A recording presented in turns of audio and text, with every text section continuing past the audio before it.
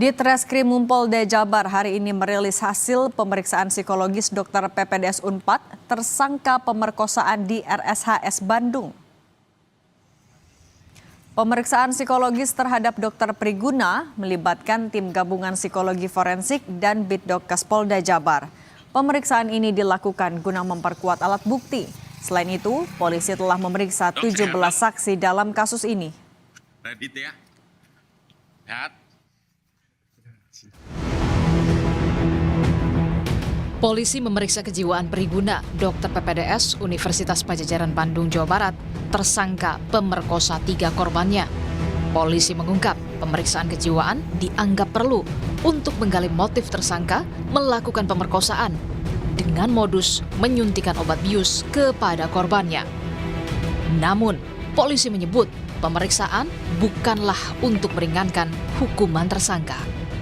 Psikologi itu kan nanti kan ini sifatnya forensik ya. Justru nanti akan menggali motif-motif lebih jauh daripada tersangka. Bukan kemudian meringankan atau apa. Kan ini bukan karena sakit jiwa kan, tapi karena hanya sedikit penyimpangan satu perilaku saja. Bukan sakit jiwa secara umum yang kemudian akan meringankan hukuman. Tapi kan ini salah satu saja bagian dari mungkin penyimpangan perilaku. Usai kasus asusila yang melibatkan Dr. PPDS mencuat, Menteri Kesehatan Budi Gunadi Sadikin menerapkan aturan baru.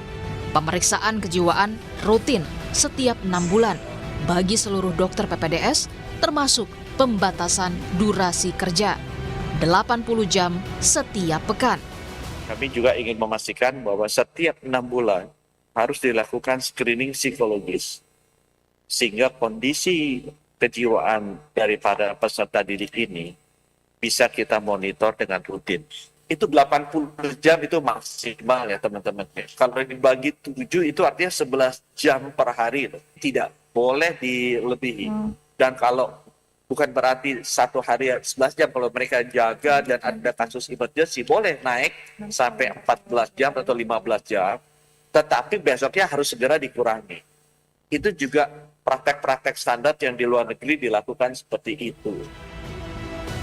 Pemeriksaan kejiwaan terhadap Dr. Priguna melibatkan tim gabungan, psikologi forensik, dan Bitdokes Polda Jawa Barat.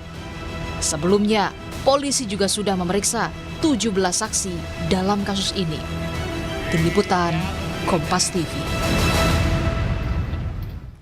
Untuk informasi terkini terkait pengumuman hasil tes psikologi Dr. PPDS Unpad, kita bergabung dengan jurnalis Kompas TV Ninda Destiani dan juru kamera Sunandar di Polda Jawa Barat. Ninda, apakah hasil tes sudah diumumkan? Apa hasilnya? Ya, selamat sore Cindy dan juga saudara. Terkait hasil pemeriksaan tes psikologi bagi tersangka Dr. PPDS yakni tersangka PAP, memang rencananya hari ini akan diumumkan. Hingga detik ini masih belum diumumkan, Cindy dan juga saudara.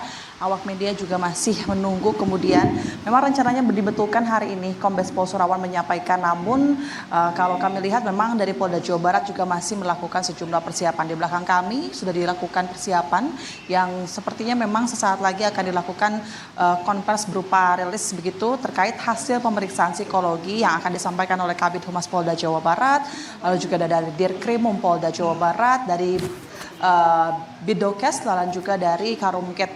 Dan tentu dari hasil itu adalah merupakan hasil pemeriksaan psikologi dan termasuk juga hasil DNA dari korban. Karena terkait kedua hasil tersebut ini harapannya agar kemudian dapat menjadi barang bukti tambahan dari pihak kepolisian yang tentu ini menjadi sebuah pertimbangan terkait akhirnya hukuman apa yang akan didapat oleh tersangka Dr. Priguna Anugrah Pratama. Adisti, maksud kami Cindy dan juga saudara. Dan selain itu informasi yang kami dapatkan terakhir juga selain pemeriksaan psikologis, ada juga sempat dilakukan swab TKP, kemudian juga toksikologi, namun terkait hasilnya juga masih belum rampung. Nanti kami akan coba kemudian konfirmasi apakah sudah ada atau belum. Dan memang terkait hasil terakhir juga yang kami dapatkan bahwa dalam penyidikan ini Polda Jawa Barat telah memeriksa sebanyak 17 saksi, diantaranya ada 2 korban tambahan yang baru begitu, sehingga total ini 3 korban, 1 keluarga pasien maupun 2 lagi ini adalah pasien dari Rumah Sakit Hasan Sadikin Kota Bandung. Yang lainnya ini adalah para pegawai ataupun dokter dari Rumah Sakit Hasan Sadikin Kota Bandung. Cindy dan juga saudara. Dan selain itu informasi terakhir yang kami dapatkan juga bahwa berkas dari penyidikan yakni kasus ini yakni tersangka PAP ini juga telah dikawal oleh Kejati juga, di mana Kejati juga saat ini telah meneliti begitu berkas dari tersangka PAP ini, yang kemudian kami juga belum mendapatkan hasilnya seperti apa, yang setelah dijanjikan oleh pihak Kejati nanti akan dilaporkan hasilnya seperti apa.